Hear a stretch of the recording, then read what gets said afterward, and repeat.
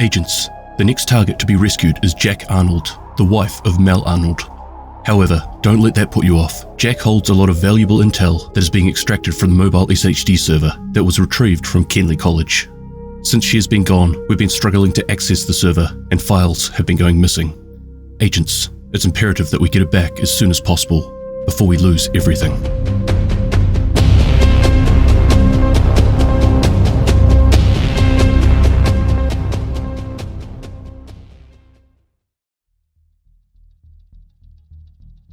Jack Arnold is a JTF specialist and was the squad leader for Proteus. Task Force Proteus was established to scour the streets of DC and scavenge any supplies they could find. After several weeks, the convoy came across Kenley College. Unfortunately, they weren't the first ones to visit the campus. The outcasts had set up camp there, and it wasn't long before Task Force Proteus found themselves in the middle of an ambush. The outcasts killed 99% of the JTF in the convoy, and looted the supplies, including military-grade servers, encrypted radio handsets, chemicals, explosives, a JTF prisoner, and a mobile SHD server. Jack would be one of the lucky few who survived, but as a hostage, she would be forced to build improvised explosive devices for the outcasts. Agents would eventually go on to rescue Jack from Kenley College and reunite them with her partner, Mel. Since returning to DC, Jack has been monitoring intel collected by the mobile SHD server, whilst also managing the castle's food storage. I don't know why they followed us. Mel said you took a mobile shade server. Yeah, so we can stay in contact with your agents. It's how I send the distress call. But I think we were out of range. The network went down.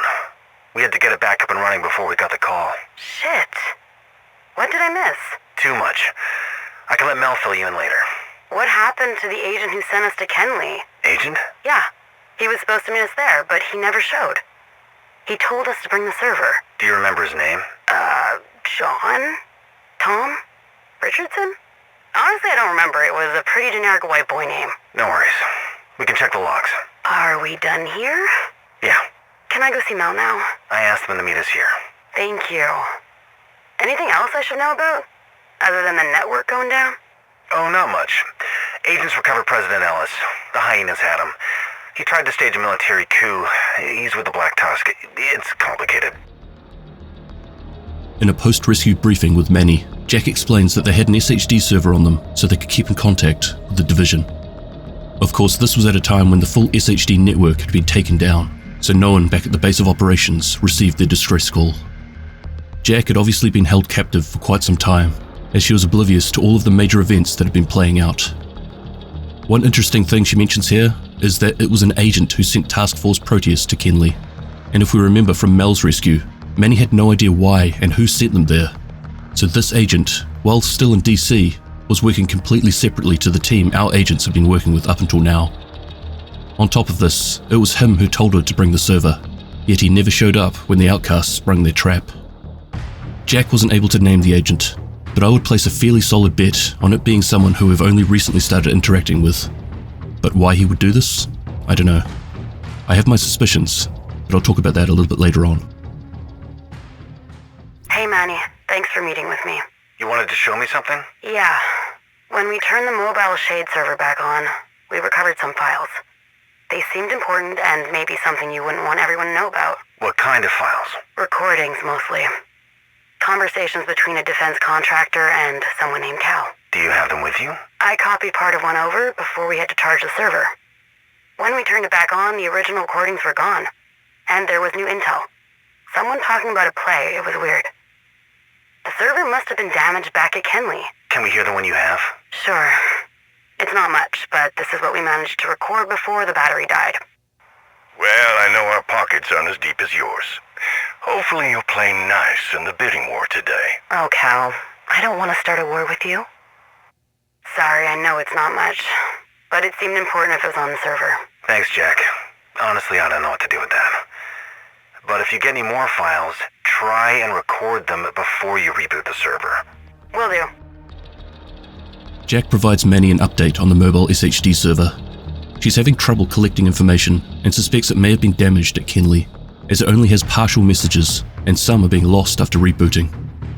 For anyone not aware, that one part that was played was actually the very first descent comms that drops. It's Kelvin McManus and Natalia Sokolova meeting with Ortiz Robotics to discuss the new AI they've been working on, Isaac. The other one she mentioned, about a play, is actually another one we hear later on, that is part of a number of discussions between Kelvin and an NSA analyst who discovered early signs of concern regarding Gordon Amherst. Another recording? Yeah, we've got a name on the mystery woman. Great. Let's hear it. Natalia Sokolova. As I live and breathe. Cal, is it wrong that I expected you to die in the first wave? Not at all, Nat. Most of my colleagues and those bureaucrats did. You'd think being at ground zero would have been a death sentence. Turns out I had the infrastructure in place to weather the storm. Well, I'm glad to see you're thriving given the conditions. You're not doing too bad yourself, Nat. I'm not. How's our boy? Officially installed as president since Mendez was taken care of. Good. Good. And now presumed dead since Air Force One crashed and we never recovered his body. Presumed dead or confirmed dead? Presumed. I've got him squirreled away until he's ready to play ball. He forgot his place in this organization and started to make some decisions on his own. Can't have the puppets doing the puppeteering. Exactly. Jack manages to extract another recording. This one is from after the outbreak and the first wave had been activated and subsequently fell. Kelvin actually confirms that most of his colleagues and the political structure in the White House have fallen to the green poison, and that he is one of the last ones left. This actually answers a few questions around where he is currently sitting in the presidential line of succession in present day. This comms also confirms that he is well aware and involved in the Black Tusk having taken care of the former president in order to place Ellis in his place. It would appear that this is around the time where Ellis was having second thoughts about his allegiance with Natalia, which actually wasn't too long before Fei Lau had him killed. Kelvin and Natalia had been working on this for a long time. She was surprised he wasn't dead from the outbreak, but they certainly seemed to have been planning this for a while.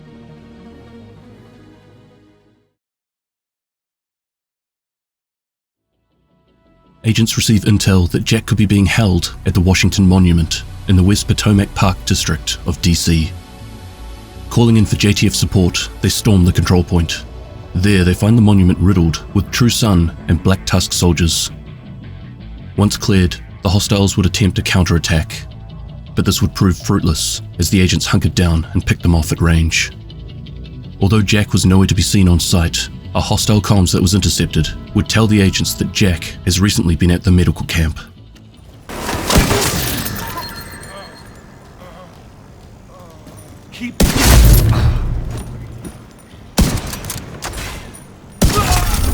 Hostile radio intercepted.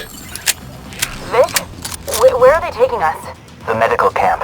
What? Why? Who knows? Maybe to make sure we're not infected.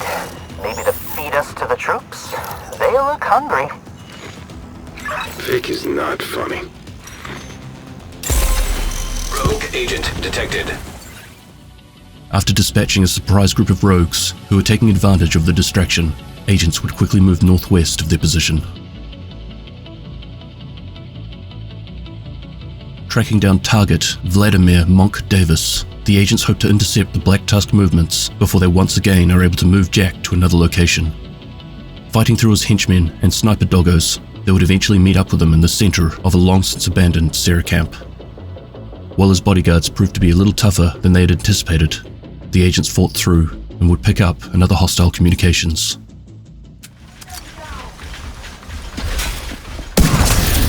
Hostile radio intercepted. Where's Vic? Don't worry about him. He's someone else's problem now. I'm not gonna lie. The mast is a hell of a lot more peaceful without him here. Sorry, Vic. Confirmed. I've got eyes on Jack at the mast. While they were once again too late, the mast control point wasn't far away, so they wasted no time moving on. The agents once again called in for support from the JTF. Unfortunately, this time they seemed to be getting a little bit distracted by something that was obviously more important on the streets outside of the compound, so the agents were on their own.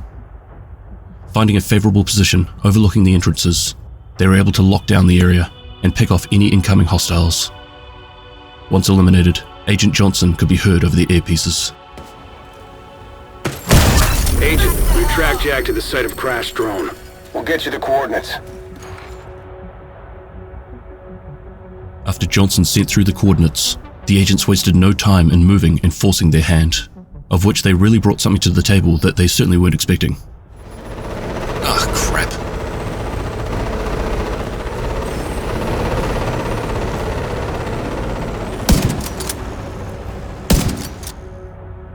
Moving through the drone crash site, they would meet heavy Black Tusk resistance, which would have the agents questioning the gear they chose to use in this hunt. But regardless, they pushed through. It wouldn't be long before the main hostile target in the area would be spotted, and after effortlessly disposing of the Black Tusk soldiers, they would take him down, once again being alerted by Agent Johnson to a new location that Jack was last spotted. I need to swap this over out! Agent, we've located Jack Arnold at Capitol Hill. Jack Arnold's last known location was at the hostile stronghold of Capitol Hill.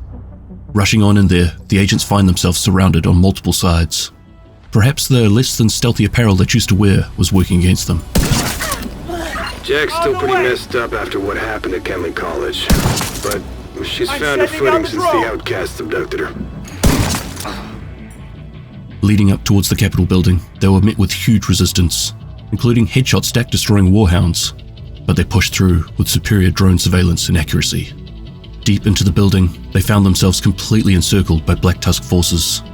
But while ducking in and out of cover, taking pinpoint shots on their opponents, which actually means very little because they were using the extremely overpowered Determined talent, they were able to force the hostile command out of their entrenchment. The Black Tusk leader spent more time announcing their presence in the fight than firing her weapon, and the agents would in turn be awarded by another exotic component to be added to their resource pool. After clearing out the rest of the opposition, the agents would learn that Brian Johnson and the JTF have managed to extract Jack and take her back to the castle.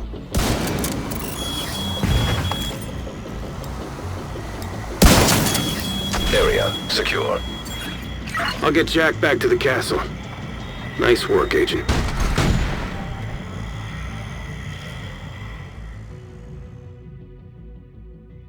What's wrong with the server? You should really go find Mel. They're worried sick about you. I will, as soon as you tell me what the hell is going on with the server. It's having trouble connecting to the network. Range is spotty, like something is interfering with it, maybe overloading it. Since when? Since the attack? No, since we got Murray back. Who's working on it? Cindy and Wally. Brian said he'd take a look, but I honestly don't know how much help he can be. We fixed it. The server was stable. There was nothing wrong with it. Are you sure it started acting up after Murray came back? It was fine that night, and then in the morning it started acting up. Anything else strange happen? Nothing really. Agent Johnson came back, but he's been trying to help us fix it. Maybe he was damaged in the attack and we just didn't notice. After Jack's second rescue, Manny catches up with her for a debrief. Sadly for her husband, Mel, she is more concerned about the mobile SHD server and what's happening with it. But this is obviously because she is more than aware of the potentially valuable intel it holds, that she has already almost lost her life to. While it looks like there are connection issues, it was pointed out and then confirmed that this only started happening after Murray Singh was rescued and brought back home. In her absence, Cindy, Wally, and even Agent Johnson have been working on a fix. Jack proclaims that it was working fine before the attack and then her capture, so why would it start acting up now after Murray got back?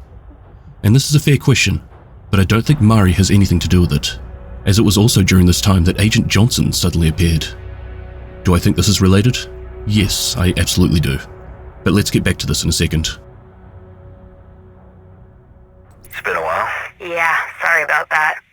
Been busy setting up the farm and the food storage. We haven't done a sync on the server in a while. What did you find?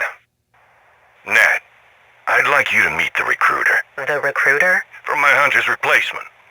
He's going to be responsible for Bonnie's test. Make sure he's as good as you say he is, and ready to join our little organization. Right. Nice to meet you, Mr. Recruiter. Hunters have been instructed not to speak. You never know who's listening and what kind of voice recognition software they have running. You're paranoid, Cal. Rather be paranoid than wrong. Well, you've made it this far without being discovered, so maybe there is something to your methods, Cal. That's quite the compliment coming from you, Nat. You get this man to a Faraday cage and you can get to know him better. Until then, please inform your Black Tusk to only address my agent as the recruiter. This piece of intel is much closer to present day, where Jack has long since been recovered from Kenley College and has fully taken on a new role in the castle settlement. The comms talk about Natalia being introduced to the recruiter before our first viewing of him, where Bonnie was being tested to see whether he was suitable for the Hunter program. There isn't anything huge to dissect here, but it does answer a few of the much wider theories I've seen floating around about the Hunters. We're now learning why the Hunters don't talk. It's not that they can't, it's that they shouldn't. So, there is a lot to process here. When I was told by the narrative director that I would enjoy what this rescue would bring to our attention, she absolutely wasn't wrong. At this stage, at least through what I'm seeing, it would be fair to have all fingers pointed at Agent Johnson right now. While I do believe he is playing a part in sabotaging the mobile SHD server, I'm not completely convinced that he is the recruiter. I can't even give any solid reason for this, it's just that something doesn't quite add up for me here. I just see him as a soldier who is extremely loyal to Kelvin. Kelvin has him planted within to help with removing any proof that he can get his hands on that shows certain interactions that may paint Kelvin in a less than favourable light. He mentioned that most of his colleagues have been taken out by the green poison, and now that Alice is dead, he could be the next in line. Being rogue doesn't mean what it used to, and it's looking more now that instead we have two groups of agents fighting for two different sides. Technically we could be the rogues because we aren't reporting to any sort of authority, where Brian Johnson is potentially reporting to the president. But how does it change everything if we know that the president got there through, let's say, far less than ethical means? It's definitely a save what remains and desperate times call for desperate measures type situation. However, I feel there could be a slight turn in our favour coming up. In a couple of weeks' time, we'll be unmasking the recruiter. Given the help that he provided Mari during her rescue, will he be our way in?